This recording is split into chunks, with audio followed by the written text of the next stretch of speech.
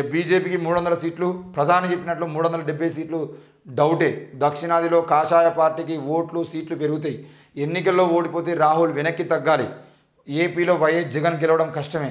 లోక్సభ ఎన్నికలకు ముందు రాజకీయ వ్యూహకర్త ప్రశాంత్ కిషోర్ కీలక వ్యాఖ్యలు.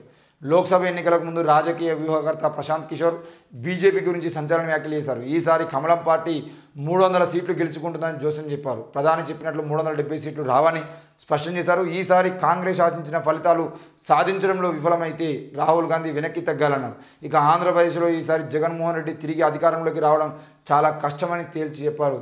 తెలంగాణలో బీజేపీకి ఫస్ట్ లేదా సెకండ్ ప్లేస్ వస్తుందని చెప్పేసి మరి మొత్తానికైతే ప్రశాంత్ కిషోర్ ఈరోజు ప్రెస్ మీట్ పెట్టి మరీ చెప్తున్నాడు 300 సీట్ల వరకే వస్తాయి బీజేపీకి అని చెప్పేసి. ఇక రెండోది ఏంటి అంటే దక్షిణాదిలో కాషాయ పార్టీకి ఓట్లు సీట్లు పెరుగుతాయి, ఉత్తరాదిలో తగ్గుతాయి అని చెప్పేసి ఆయన చెప్తున్నాడు. ఇదే వాస్తవం. అంటే ఆ కాంగ్రెస్ పార్టీ ఓడిపోయి బీజేపీ ఫస్ట్ వస్తే తెలంగాణలో బీజేపీకి ఎక్కువ సీట్లు వస్తాయి, ఇవన్నీ విషయాలు పక్కన పెడితే ఆ బీజేపీకి ఫస్ట్ వస్తే అంటే ప్రశాంత్ కిషోర్ చెప్పిందే జరగాలని అదేం లేదు. కానీ ఇక్కడ అంశం ఏంటి అనంటే దక్షిణాదిలో కాషాయ పార్టీకి ఓట్లు పెరుగుతాయనంటే ఎందుకు పెరుగుతాయనంటే ఎవరైతే ఆ పీడనను ఆ పాలనను దగ్గరుండి చూస్తారో గవాళ్ళకు ఈ అమ్మ ఏంద్రాబాయ్ వీళ్ళ బీజేపీ పాలన అని చెప్పేసి అనిపిస్తుంది. ఇప్పుడు ఏమనిపిస్తుంది, బీజేపీ మన తెలంగాణలో కానీ పక్కపంటి ఆంధ్రప్రదేశ్లో కర్ణాటకలో లేదంటే తమిళనాడులో ఎక్కడ కూడా బీజేపీ లేదు కాబట్టి దాని ప్రభావం ఎట్లా ఉంటుందని మనకు అర్థమవుతలేదు. ఓ ఉత్తరప్రదేశో లేదంటే ఓ మణిపూరో పోయి మణిపూర్లో బీజేపీ పాలన ఎట్లా ఉన్నదని చెప్పేసి ప్రజలను అడిగితే గవాళ్ళు చెప్తారు బీజేపీ హటావో అని చెప్పేసి. ఎందుకు ఈ విషయం మనం మాట్లాడుకోవాల్సిన అవసరం ఉంది అంటే బీజేపీకి ఈరోజు ఓట్లు పడేటువంటి పరిస్థితులు తెలంగాణలో వస్తున్నాయి లేదు అనంటే దక్షిణాదిలో సీట్లు పెరిగే అవకాశాలు ఉన్నాయని చెప్పేసి చెప్తున్నారు. అంటే ఆ సీట్లు పెరగడానికి కారణం ఏంటంటే మనలో ఆ మోజులో ఉన్నారు. ఆ మోజుల నుండి ఎప్పుడు బయటపడతారు అని అంటే ఎప్పుడైతే బీజేపీ పార్టీ అధికారంలోకి వస్తుందో అధికారంలోకి వచ్చిన తర్వాత ఆ పార్టీ చేసేటువంటి అరాచకాలు అక్రమాలు దందాలు వాళ్ళ పాలన చూసిన తర్వాత అయ్యో మాకు ఈ బీజేపీ వద్దు అసలే వద్దు అని చెప్పేసి ఆ బీజేపీ పాలన బొందబెట్టడానికి ప్రయత్నం చేస్తారు. అది ఎక్కడన్నా కానీ కాశ్మీర్ నుండి కన్యాకుమారి వరకు అనుభవిస్తేనే అర్థమవుతుంది అనే విషయం ఇక్కడ మనం అర్థం చేసుకోవాలి.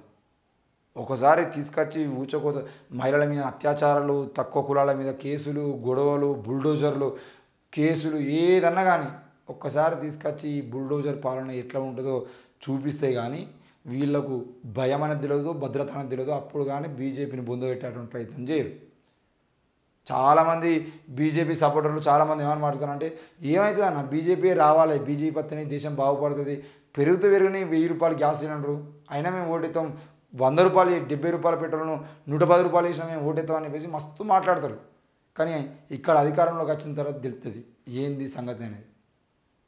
బీజేపీ చేసే అరాచకాలు ఎట్లా ఉంటాయి ఏది ప్రజల ప్రాణాలు ఎట్లా తీస్తాయి ఎవరి ప్రాణాలు తీస్తాయి ఎస్సీ ఎస్టీల ప్రాణాలే పోతాయి అని చెప్పేసి ముస్లింలకు వ్యతిరేకం మాత్రమే అని చెప్పేసి చాలామంది అనుకుంటారు. కానీ నిజానికి బీజేపీ అనేది ఎస్సీ ఎస్టీ ముస్లింలకే కాదు అది అత్యంత దారుణంగా ఈ దేశంలో ఎవరైనా మోసం చేస్తుందంటే కేవలం బీసీలను మాత్రమే.